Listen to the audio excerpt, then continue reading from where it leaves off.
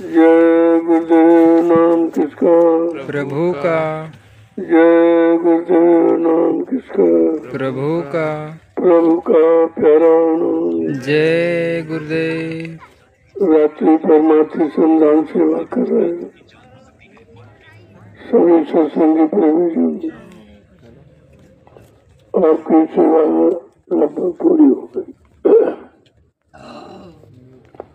क्यों? काफी समय से आप सेवा कर रहे हो और दिन में भी आप सेवा करते हैं, लेकिन रात्रि परमार्थी संधान सेवा का महत्व कुछ अलग है, इसलिए इसको जरूर जोड़ के रखा गया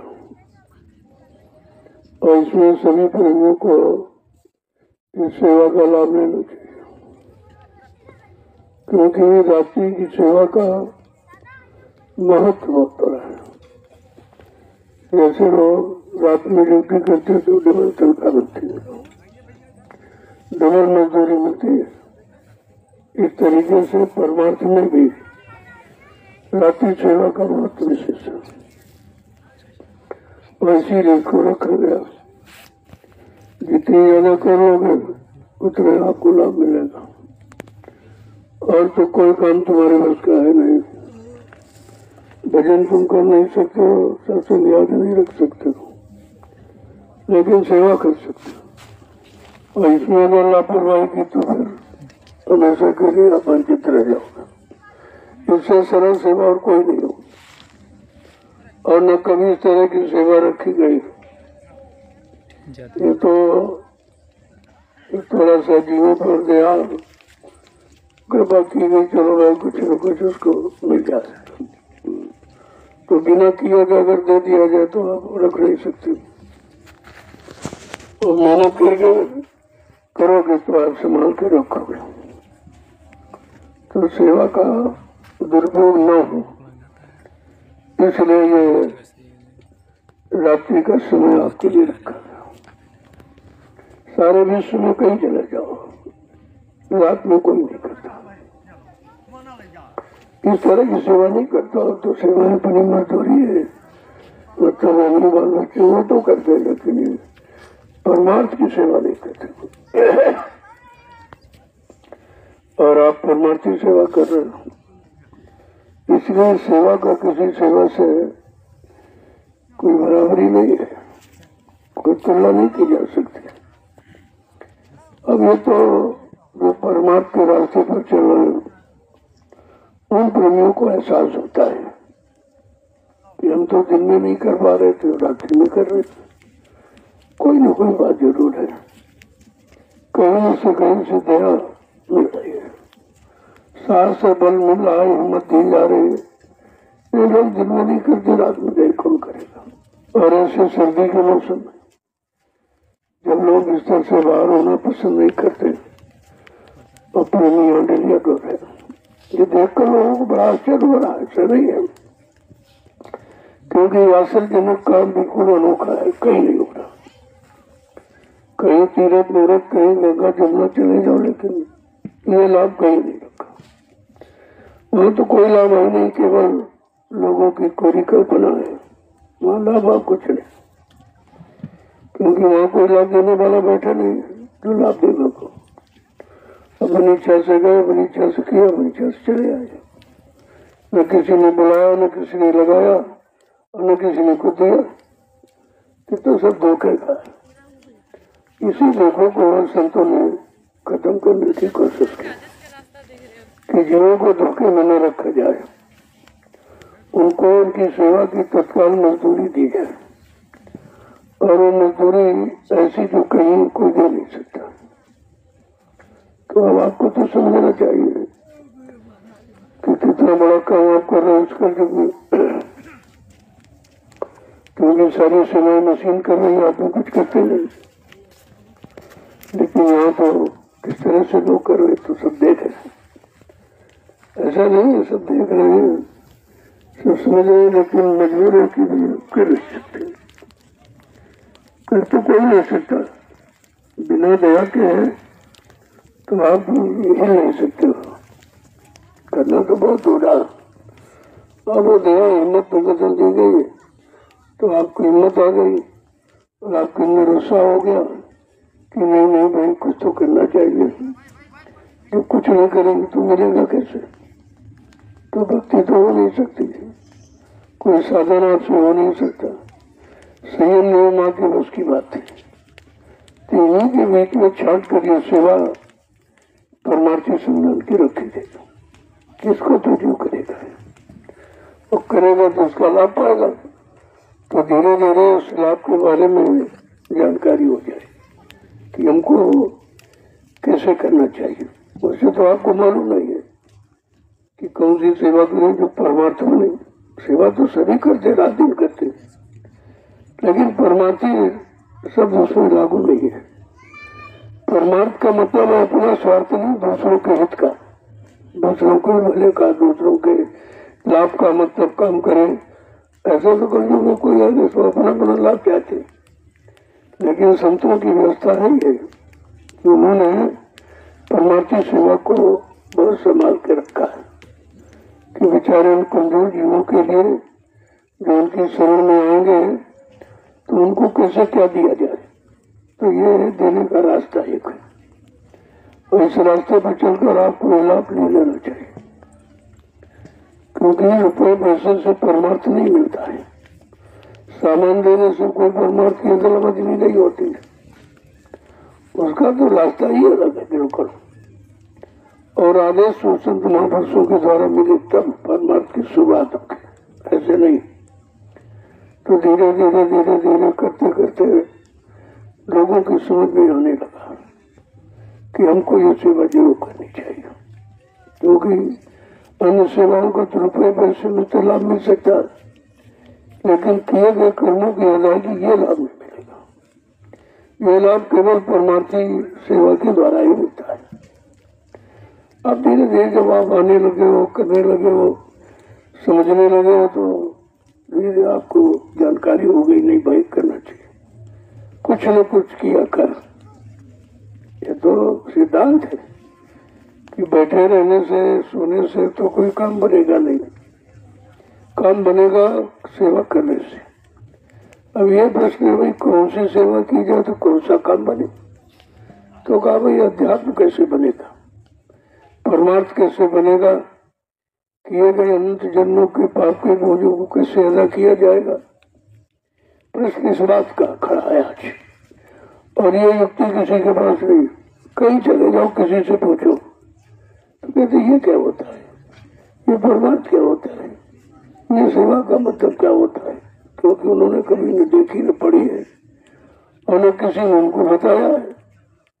ये तो रास्ता भी कलयुग में अभी अभी खुला है, बहुत पहले से नहीं, अभी हाल में जीवों को देखा गया भाई कोई काम इनके बस का नहीं है, तो फिर उनको दिया कैसे जाए, इन पर दया कैसे की जाए। बगैर किए तो देने का हिसाब कुछ है नहीं, जब कुछ करोगे तब मिलेगा, तो वो तुम्हारे हित का होगा। ऐसे दे दिया जाए तो उसको आप संभाली भी नहीं रख पाओगे। तब ये रास्ता खोला गया, परमार्थी शब्द लागू किया गया, परमार्थ से जीवों को जोड़ा गया, परमार्थी डगर पर चलने की प्रेरणा दी गई। अब धीरे धीरे धीरे जब आने लगोगे, करने लगोगे तो समझ में सब आ जाएगा। मुझे तो नहीं समझ में आ रहा कुछ, लेकिन करने के बाद तुम्हें खुद महसूस होगा। तमाम लोग बीमारियां लेके आते हैं, उसे कहा जा रही भाई बीमारी ऐसे नहीं जाएगी, कुछ करो। तो कल क्या करो, मिट्टी डालो। पहले तो उसे शंका होती थी मिट्टी डाले, मिट्टी कौन सी दवा है। अब उनको तो मालूम नहीं कि दवा नहीं दुआ है, दया है। दया और दुआ का भंडार है सेवा। अब धीरे धीरे जब वो करने लगे तो उनको शारीरिक लाभ हुआ।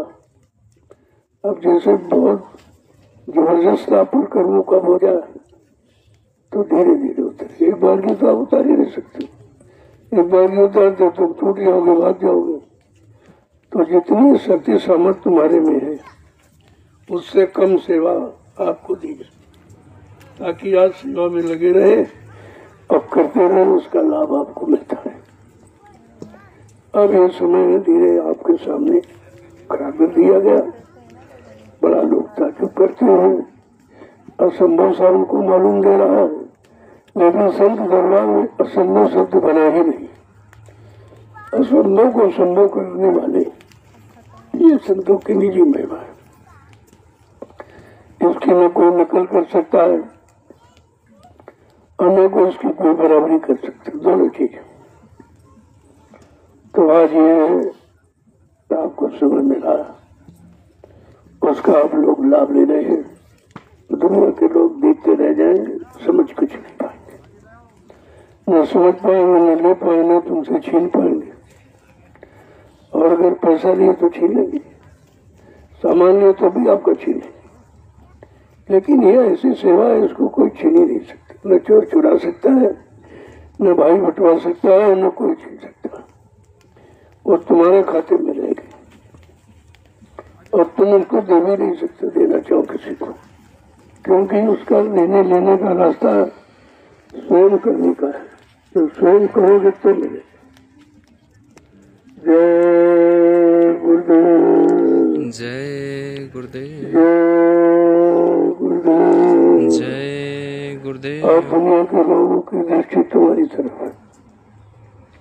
तुम उनको रात्रि में नहीं देख रहे, लेकिन वो तुमको तुम्हारी सेवा को देख रहे हैं। और बड़ा आश्चर्य करने में कैसे लोग हैं ये, इनके अंदर ये भाव कैसे बना है, भक्ति कैसे आई, ये विचार कैसे मजबूत हो, सब सोच रहे हैं घर में बैठे। ऐसा नहीं कि नहीं सोचते, लेकिन उन पर उनको विश्वास नहीं हो पा रहा। और विश्वास बगैर किए होता नहीं। जब करोगे तो करने का विश्वास होगा आपको, और करना कोई चाहता नहीं है। तो इसलिए बेचारे सेवा को देखते हुए भी लाभ नहीं ले पा रहे, क्योंकि लाभ देखने से नहीं, करने से मिलेगा। जो घर बार परिवार छोड़कर निकला, तो ये तो बहुत बड़ी तपस्या। पहले लोग तपस्या करते नहीं, घर परिवार बच्चे छोड़ के आते थे, लेकिन उस समय कोई देने वाला नहीं था। जो किसी ने आदेश थोड़ी को दिया, जाओ तपस्या करो जंगल में, या घर बार छोड़ के छोड़ के चले जाओ।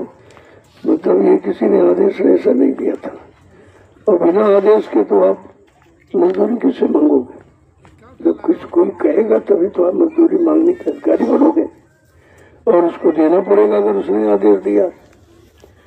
तो इस तरह से कि लोग बेचारे पश्चाताप कर रहे हैं, तो करते करते समय निकल जाएगा तो लाभ नहीं ले पाएंगे।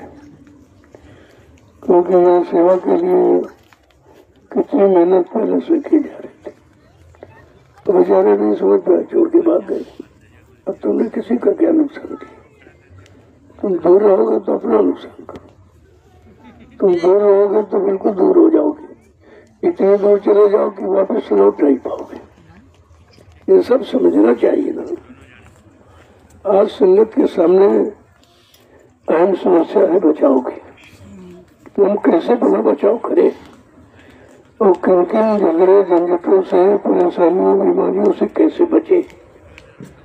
तो उसका निदान लोगों ने दवा, लेकिन दवा नहीं है, दवा भी नहीं काम करती, क्योंकि ये कर्मा भोगा है और कर्मा रोगा है।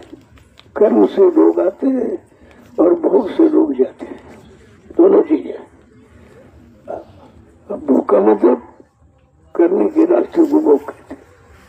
अब कौन सा रास्ता जिस पर चल करके इस रोग से मुक्ति पाई जाए, का वो सेवा का रास्ता है। अब लोग कहते हैं सेवा तो सभी लोग करते, परिवार में सेवा करते, देश में सेवा करते, समाज में सेवा करते। कल हाँ, वो सेवा तो आप करते हो, लेकिन उस सेवा से परमार्थ नहीं बनेगा, क्योंकि वो सेवा तुम्हारे निजी स्वार्थ की है। और ये जो आदेश मिला है ये परमार्थ का। इतने लोग मिट्टी से रहे, आश्रम पर सेवाएं कर रहे, तरह तरह की, उनसे पूछा भाई क्यों कर रहे हो? तो ये तो नहीं मालूम, लेकिन हमें आदेश मिला है, हमको आदेश मिला, इसलिए मैं करता हूँ।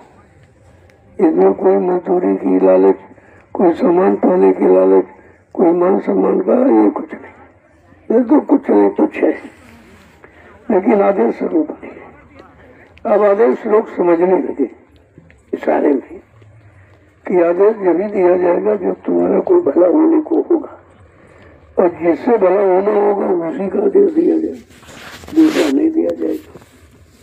तो धीरे धीरे धीरे धीरे जब लोग आने लगे, सत्संग सुनने लगे, सेवा करने लगे, सुमरन ध्यान भजन में थोड़ा थोड़ा समय देने लगे, तो उनकी समझ में सब आ रहा। और यही आपके लिए समझने का रास्ता है। जय गुरुदेव, जय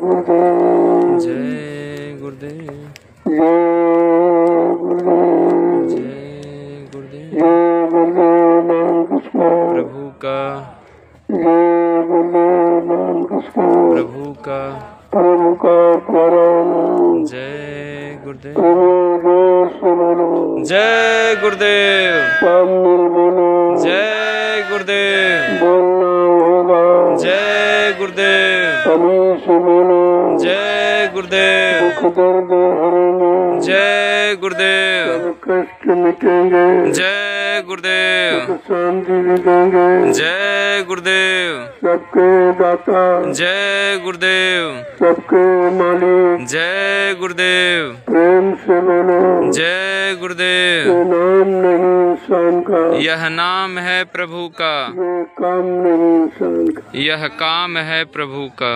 देखो, जो लोग किसी की सुनी सुनाई किताबों की पढ़ी पढ़ाई बात करते हैं, उससे किसी को लाभ नहीं, न उनको मिलेगा, जो लोग सुनेंगे उनको भी नहीं मिलेगा।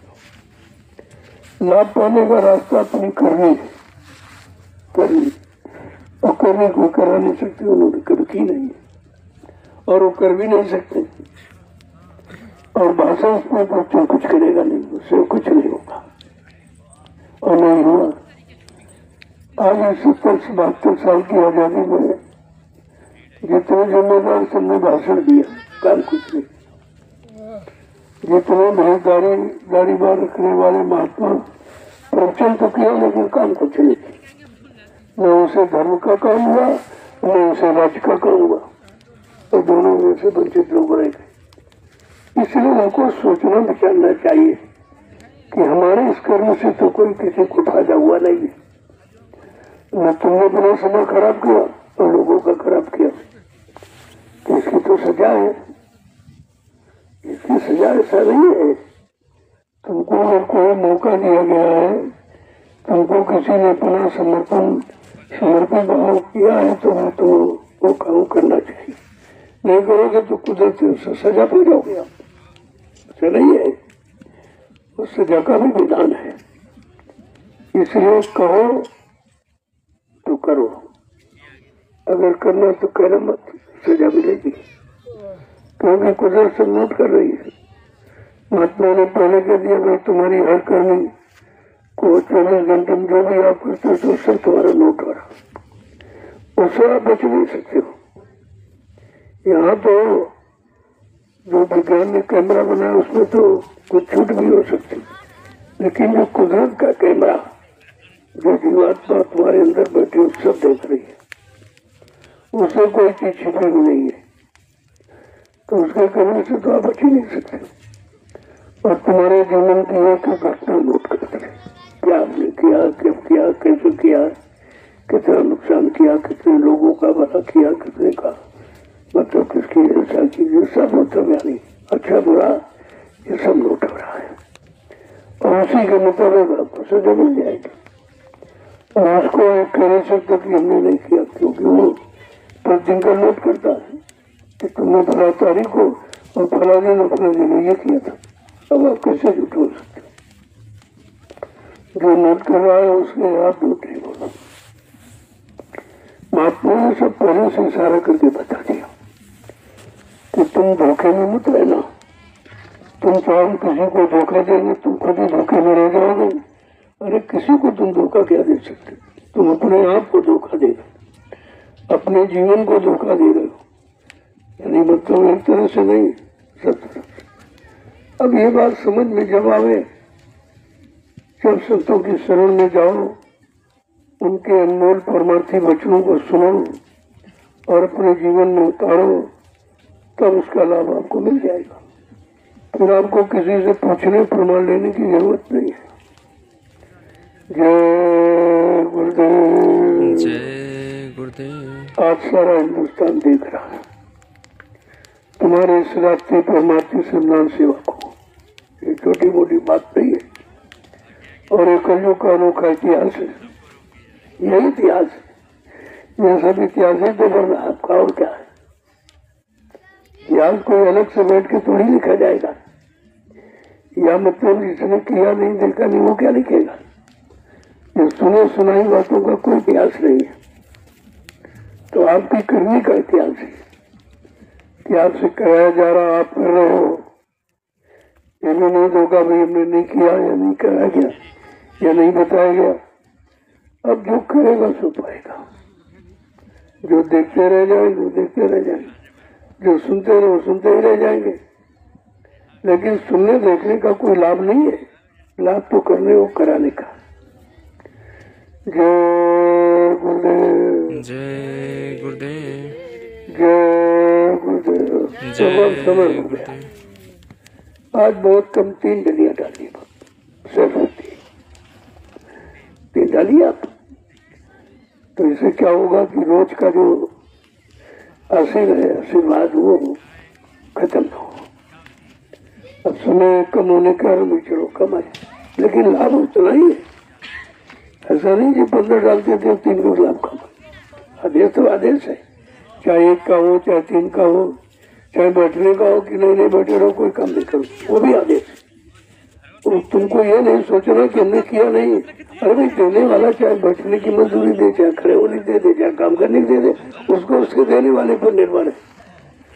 तो इसलिए अब सिर्फ आपको 3 अब समझ लो 3 में बंटवारा कर लो, 2 अपनी 1 हमारी कर लो। भाई हमको भी तो करना चाहिए सेवा, लेकिन हम हमारा समय सेवा का है नहीं। मैं तो बुढ़ा हो गया हूँ और आप कर सकते हो, तो भाई उम्मीद है कि आप कर सकते हो तो हमारी भी कर लो, ताकि उनको भी तो कुछ लाभ मिल जाए आपकी सेवा का। आपकी सेवा का लाभ कुछ मैं करना है, क्योंकि मैं तो करने क्योंकि नहीं हुआ, तो शरीर काम नहीं दे रहा है, बहुत किया अब नहीं कर रहा। अब तो आपसे करवा रहा हूँ, बाकी तुम भी वही करो, थोड़ा सा हमारा भी कर दो, कुछ ही तो अच्छा हो जाए। जय गुरुदेव। जय गुरुदेव। सब दिन से करो, बहुत छोटी सेवा रखते, दूरी के कारण कम कर रहा हूँ, दूरी बहुत है। 3 ही, अरे 3 ही बहुत है, ऐसा नहीं है। तुमको गिनती पर नहीं जाना चाहिए, तुमको आदेश पर जाना चाहिए। चाहे 1 का हो, चाहे 2 का हो, चाहे 100 का हो। अगर 1 का आदेश तो 1 में ही वही लाभ जो 100 में लाभ। वो तो लाभ तुम्हारे करने पर नहीं है, देने वाले पर है।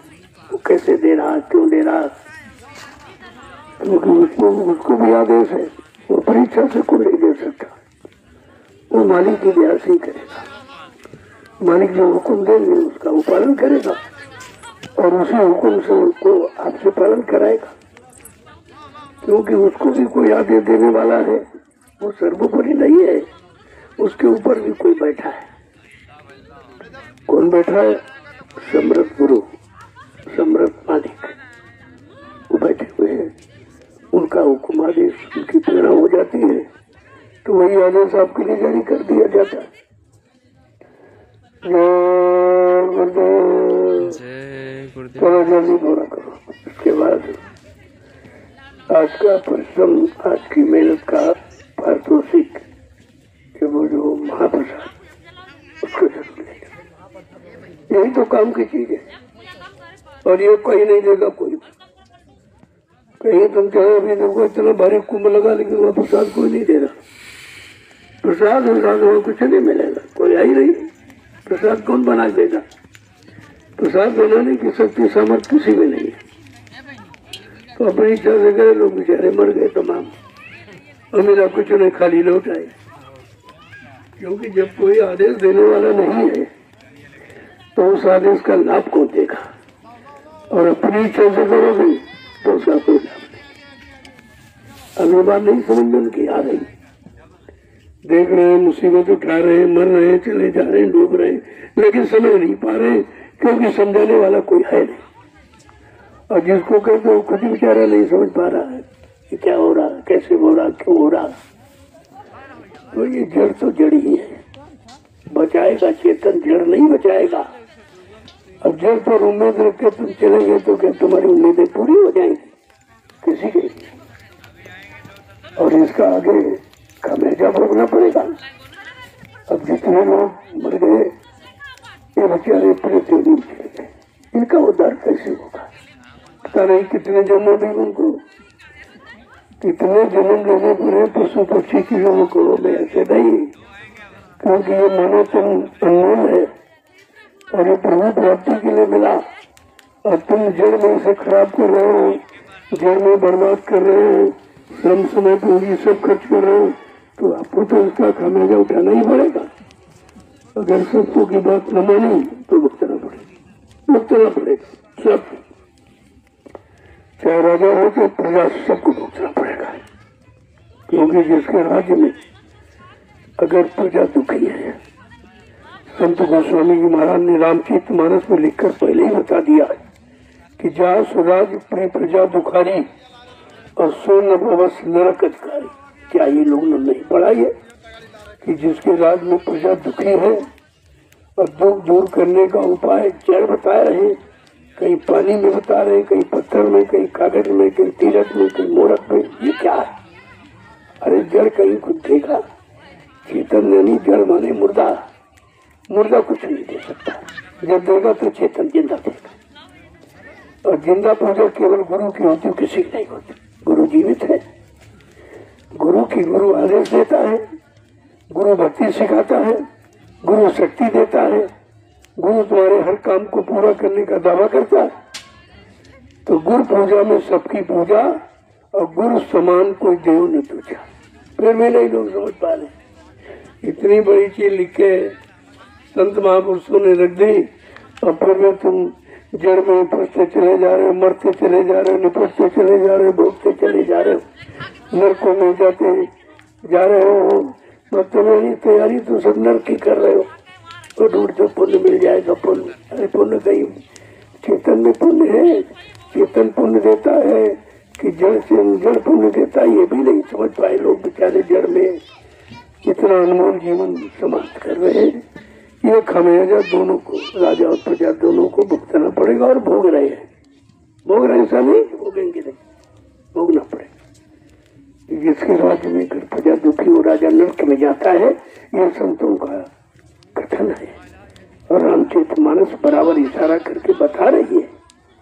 जय गुरुदेव, जय गुरुदेव, जय गुरुदेव। अब ये जल्दी आप पूरा करो, समय हो गया। तो आपके भोजन का भी समय है, मैंने बहुत कम समय रख दिया।